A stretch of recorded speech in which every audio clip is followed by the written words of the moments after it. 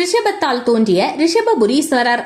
ஆதியும் அந்தமும் அற்ற திகழும் சிவபெருமான் இம்மண்ணுலகில் எண்ணற்ற திருத்தலங்களில் எண்ணில் அடங்காத திருவிளையாடல்களை நிகழ்த்தியுள்ளார்.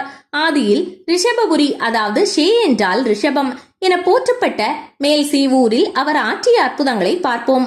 சஞ்சீவி நகரம் என்று முன்பு போற்றப்பட்ட இடமே இன்று செஞ்சி நகரமாக உள்ளது. ஆதியில் இந்த நகரை தலைமையிடமாக கொண்டு விருபாஷன் என்னும் மன்னன் ஆண்டு வந்தான். ஒரு நாள் தனது அரசவைக்குட்பட்ட ஓர் வனத்திற்கு தனது படைகள் சூழ வேட்டையாட சென்றான்.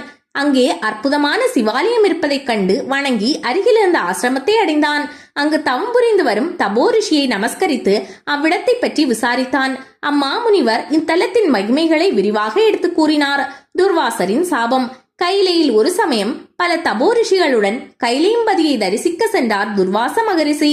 அப்போது ஈசனது உத்தரவின்படி யாரையும் உள்ளே அனுமதிக்காமல் தடுத்தனர். சிவ தரிசனத்தை தடுத்ததால் கோபம் கொண்ட துர்வாசர் நந்தி தேவர், சண்டிகேஸ்வரர் மற்றும் 24 சிவகணங்கள் உட்பட யாவரும் பூமியில் பிறக்க வேண்டும் என சாபமிட்டார். அதன்படி வராக நதிக்கரையில் புன்னை வனத்தில் காமதேனுவுக்கு சேங்கன்றாக, அதாவது ரிஷபமாக அவதரித்தார் திரு நந்தி தேவர். ஈசன் லிங்கமாக நாவல் மரத்தனடியில் புற்றில் பிரதோஷ வேளையில் தோன்றினார். புற்றின் 24 கண்களில் இருந்து 24 சிவலிங்கங்கள் தேவ வைசியராய் தோன்றினார். அம்பிகை 8 வயது சிறுமியாய் 24 தேவ வைசியருக்கு சகோதரியாக குலசம்வத்தினி என்னும் பெயருடன் அவதரித்தாள். சண்டிகேஸ்வரர் கமலமுனியாக அவதாரம் செய்தார். வராக நதி என்னும் சங்கராபரணி நதிக்கரையில் ரிஷபபுரி என்னும் இத்தலத்தில் புன்னை மரத்தினிடையே ஆசிரமம் அமைத்து வாழ்ந்தார் கமலமுனிவர். இந்த ரிஷபபுரிக்கு ஒரு யோசனை. தூரத்தில் உலகமாபுரம் என்னும் பட்டினத்தில் சகோதரியுடன் இருந்து கொண்டு அரசு புரிந்திட 24 மானசீக புத்திரர்களுக்கும் கட்டளையிடுகின்றார் கமலமா முனிவர். அதன்படி உலகமாபுரத்தில் மூத்தவனான குஞ்சலகனுக்கு பட்டாபிஷேகம் செய்விக்க அவர்கள் நன்முறையில் அரசாட்சி புரிந்தனர். ரிஷபமான நந்தி தேவர் தனது கொம்பினால் புற்றினை முட்டிட அங்கு சுயம்புவாக வெளிப்பட்டார் ஸ்ரீ ரிஷபபுரீஸ்வரர். நாரதர் திரு அவதாரம். கமலமுனிவர் அனுதினமும் தடாகத்தில் ஸ்நானம் செய்வது வழக்கம். ஒரு நாள் அந்த தடாகத்தில் ஸ்நானம் செய்துவிட்டு திரும்புகையில் ஒரு அதிசய தாமரை புஷ்பத்தை காண்கிறார். அதை பறித்துக் கொண்டு பிரம்மலோகம் சென்று பிரம்மனிடம் கொடுக்கின்றார். இதை பிரம்மா பிரம்மனிஷ்டன் ஆகிய, நிஷ்டன் என்றால் தியானத்தில் இருப்பவன், ஓர் ரிஷி உண்டாக வேண்டும் என்று நினைத்து மோர்கிறார். உடனே நந்தி தேவரிடம் முன்பு சிவபரம்பொருள் கூறியபடி அதிலிருந்து நைசிக பிரம்மச்சாரியாய் தண்டு கமண்டலத்துடனான ஸ்ரீ நாரத மகரிஷி அவதரிக்கிறார். அவரிடம் உபதேசம் பெற்று திரும்பினார் கமலமுனிவர். குலசம்வத்தினி கல்யாணம்.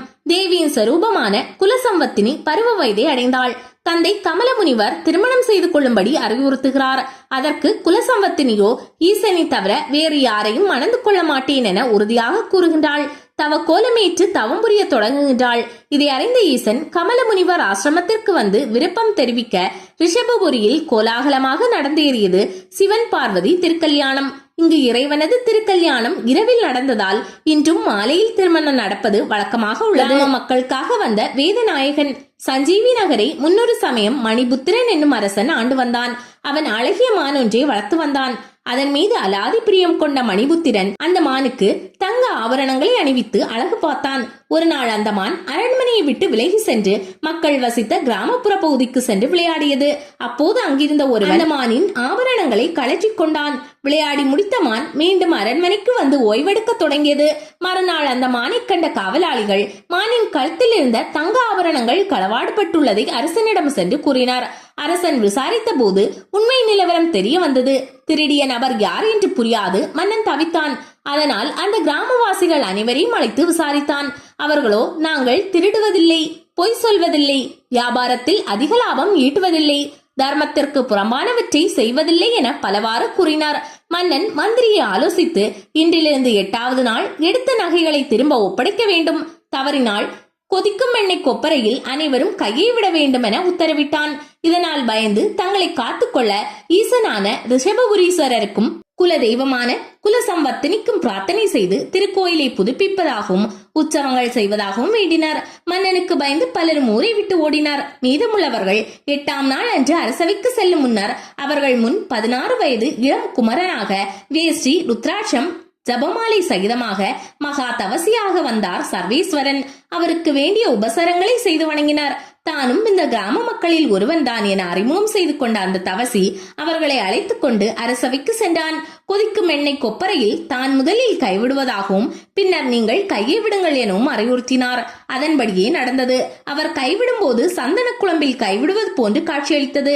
இதை கண்டு அதிசயித்த மன்னன் வந்திருந்த மகாபுருஷர் பாதங்களில் சரணடைந்து எழ சிவபெருமான் ரிஷபாரூடராக காட்சி தந்தருளினார். 1008 சிவாலயங்களையும் 108 வைஷ்ணவ ஆலயங்களையும் தரிசித்த புண்ணியமும் சகல தீர்த்தங்களில் நீராடிய புண்ணியம் ரிஷபபுரி என்னும் இத்தலத்தின் தீர்த்தமான சங்கராபரணி நதியில் நீராடி ரிஷபபுரீஸ்வரர் மங்களாம்பிகையை வழிபட்டால் கிடைக்கும் என்று நைமிசாரண்யத்தில் வேதவியாசரின் சீடரான ஸ்ரீ சூத மாமுனிவர் அருளியுள்ளதாக ரிஷபபுரி மகாத்மியம் தெரிவிக்கின்றது. இந்த தலத்தினை சுந்தரர் வைப்புத்தலமாக பாடியுள்ளார். அருணகிரிநாதர் இத்தல கந்தன் மீது திருப்புகழ் பாடியுள்ளார். அம்பாள் மீது வீரமாலை சுவாமிகள் பாடிய 11 பாடல்கள் கிடைக்கப் பெற்றுள்ளன. மேற்கு முகமாக அழகிய 3 நிலை ராஜகோபுரத்துடன் நாற்புறமும் மதில்கள் சூழ சங்கராபரணி ஆற்றங்கரையை ஒட்டி பிரம்மாண்டமாக அமையப்பெற்றுள்ளது ஆலயம். 2 பெரிய திரு சுற்றுகளை கொண்டுள்ளது. உள்ளே தென்கிழக்கு மூலையில் மடப்பள்ளியும் தென்மேற்கில் தலகணபதி சந்நிதியும் வடகிழக்கில் வாகன கொட்டியும் அமைக்கப்பட்டுள்ளன. வடபிரகாரத்தில் பிரம்மாண்டமான வில்வ மரமும் உள்ளது. ராஜகோபுரத்தின் நேராக துவார கணபதி சன்னதி ஒன்றுள்ளது. சுவாமி சன்னதி கிழக்கு முகமாக அமைந்துள்ளது. கிழக்கு புற வாயில் அடைக்கப்பட்டுள்ளது. அங்கே நந்தி, கொடிமரம், பலிபீடம் என காணப்படுகிறது. சுவாமி சன்னதி முகமண்டபம், ஸ்நான மண்டபம், அந்தாளம், மூலஸ்தானம் என்கிற அமைப்பில் கட்டப்பட்டுள்ளது. கருவறையினுள் கருணைமிகு வடிவில் காட்சி தருகிறார் ஸ்ரீ ரிஷபபுரீஸ்வரர். புற்றினுள் இருந்து இந்த பெருமானை ரிஷபம் தனது கொம்பினால் முட்டி வெளிப்படுத்தியதால் இவருக்கு இந்த பெயர் வந்தது. இன்றும் இந்த லிங்கத்தின் சிரசில் ரிஷபம் முட்டிய அடையாளம் காணப்படுகிறது. வள்ளி தெய்வானை சமேத ஸ்ரீ சண்முக சன்னதி உட்பிரகாரத்தின் வடமேற்கு திசையில் அமைந்துள்ளது. வடக்கு பிரகாரத்தில் தென்முகமாக அமையப்பெற்றுள்ளது அம்பிகையின் தனி சன்னதி. அம்பிகை ஸ்ரீ மங்களாம்பிகை நின்ற வண்ணம் அருள் செலுத்துகின்றாள். குண சம்பத்தினி என்னும் பெயரும் இங்கு அம்பிகைக்கு உண்டு. பல்லவர்கள் கலைத்திறன் கொண்ட சிம்ம தூண்கள் பல இடங்களில் காணப்படுகின்றன. அனைத்து சிவாலய கோஷ்டங்களும் முறையே அமைந்துள்ளன. கிபி 928 முதலாம் பராந்தக சோழனால் நிர்மாணிக்கப்பட்ட இவ்வாலயத்தில் சோழர் கால கல்வெட்டுகள் உள்பிரகாரத்தின் வெளிப்புற சுவரில் அதிகம் காணப்படுகின்றன. சலவிருஷமாக புன்னை மரமும் சல தீர்த்தமாக வராக நதி என்னும் சங்கராபரணி நதியும் திகழ்கிறது. கண்ணை கவரும் சிற்பங்களும் எழில் கூட்டும் கோயில் அமைப்பும் மகிழ்ச்சியை அதிகரிக்கிறது. பங்குனியில் பிரம்மோற்சவம் மற்றும் ஆடி மாதம் 3 தினங்கள் உற்சவம் ஆகியன சிறப்பாக கொண்டாடப்படுகின்றன. இதில் அம்பாள் திருவீதி உலாவும் உண்டு. ஆடி கிருத்திகை, சிவராத்திரி, ஆருத்ரா போன்றவையும் இங்கு விசேஷமாக அனுசரிக்கப்படுகின்றன. திருமண வரம் அருளும் திவ்ய திருத்தலமாக திகழும் இங்கு சுவாமிக்கும் அம்பாளுக்கும் திரு கல்யாணம் நடத்தினால் விரைவில் திருமண பிராப்தி ஏற்படும்.